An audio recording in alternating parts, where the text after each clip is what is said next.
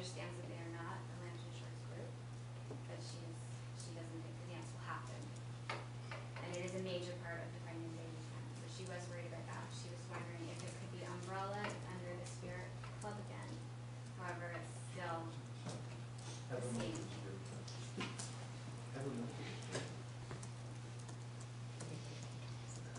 But if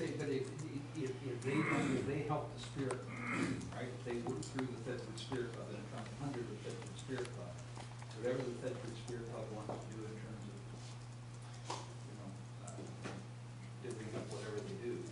So can we say we approve this, subject to them working with the Spirit Club, so working under the umbrella of the Spirit Club? Councilman Craig? I was just wondering if there was a reason why they haven't moved back to Thetford. Probably cheaper and more. I know there's ice time available in Thetford. I don't know about cost comparisons, but I would expect it competitive somewhere along the line. They like the time they get in Watford. It's not available here in Thetford. And they do have a lot of team members from Watford as well. It's kind of. Councilor Russell? Well, I think they've done a good job reporting on this because there's some anomalies in terms of the policy. There's no doubt about that. But I think in terms of what Darlene's talking to is the issue of this is a very small village in terms of their amount of volunteers for those community groups, and to have funding days. This is an integral part of funding days, right? And I think I like the suggestion of folding it in. It used to come in as $4,000 and it was in kind and whatever. Now it's been broken out, and in the breaking out, a door opened, we saw into something else, right? So they're an integral part of that funding days, and I think to deny it after many years of giving it is kind of Okay. We will be supporting quite a few members who live in Lambton Shores, right? There are members on that team that live in that. Exactly. So I know what you're saying. I hear exactly what you're saying. So now we're breaking it out so we know exactly where everything's going. $702. I know it. I know that it keeps going on and on and on. That we're moving stuff out. It's disappointing that they moved to Watford for whatever reason. But they are an integral part of funding days, and they do a good service too, right? So yeah, I would support the in-kind request. We're talking in-kind request here. Councilman Guy? I think bottom line, this is improving it's giving something back to our community, so it is time to be staying with it. Okay. Just reiterate, Mayor, I hope the consensus is if they funnel it through the Spirit Club, because if you set a precedent that people outside the area can come in and make money in this area under our community grant system, that is a slippery slope. It's got to join the Spirit Center. So that would be the proviso. For me to support it. They have. final point, and it's true, it's a slippery slope. All you have to do is go to the next category where we're getting into fundraising for organizations such as my family does, but not, we don't ask for a waiver, we pay for ours, but you just don't have a golf course yet, Mr. Mayor, why don't you do that? You can get a waiver on fundraising, but we're asking people fundraising for things that are outside our community in the next category. Quite a few of them. So it is a slippery slope, so we have to be cognizant of it. They're not really taking it outside the community. Okay. The next. If you just want to make the point, bring the point home, we have given a grant to the Thetford Dirty Dogs, who I can guarantee you probably 80% of that team does not live in Thetford, so. But they support the community.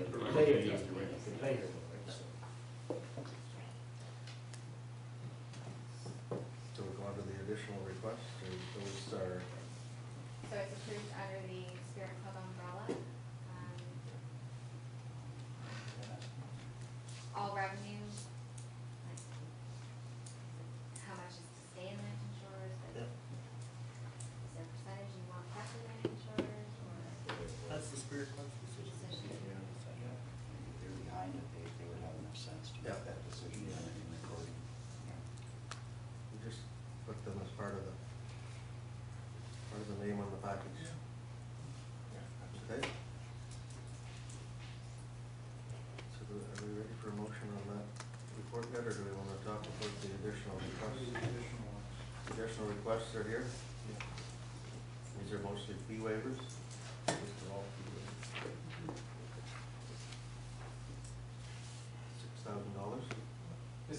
If I may, what we were doing is we're pointing out the types of other requests that we do happen to get throughout the year.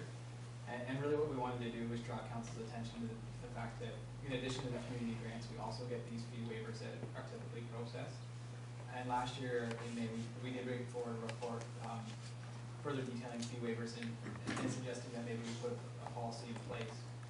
So I guess now that we're at budget again, we want to bring that up as maybe something for consideration that council consider implementing a policy for how we evaluate fee waivers, just to clean up the process and make it, I guess, make it easier for staff to process when things come in, because right now we don't have a formal process. We use the community grant criteria to evaluate these things and then make a decision whether or not they should come to council.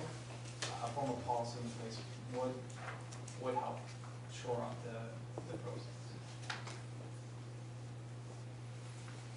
Okay, so you're saying that we would be willing to bring back a formal policy on the fee waivers? I think so. We just want to make sure the council was aware that This the other, community grants, this time of year is where we start, but then throughout the year they come anyways. And then we don't have a policy in place for those ones that come throughout the year, except for the fact that if it's over $500, it comes to this venue. Councilor Buck? I guess I have a question through you to Brent. And as I look through this, we are a secular organization. And the risk of incurring the wrath of God here. I notice there are some churches that are asking for in-kind services. Don't those churches have basements and that type of thing? And I'll tell you the reason I asked that. The chair of our community board, where the mayor and I live, is here in the audience today. We put in over, what was it, $150,000 into a clubhouse addition. We never came to Lambton Shores for a grant, not for a penny. I'm making you look at it as 180 or something. So I'm just saying, I'm wondering with this, if we can we get some elaboration on what this in-kind service is? Because again, to me, it's a slippery slope. Yeah, and I guess it's the fact that there's a slippery slope that exists is that we're asking for direction to develop a policy. A lot of these cases, for the secular organizations, typically the precedent has been that the waiver's been processed, so we follow that precedent. In absence of a policy, we look at past precedent, and the precedent has been, they get their fees waived, so then we. So I think that's where we're saying that because there's all these, miscellaneous or extraneous type of situations, having something to at least guide staff in how we process and what help, and it gives us the opportunity to debate the issue further at the table. These church functions are not limited to, they're open to everyone. Where does the money go? But where does the money go? Where does the money go?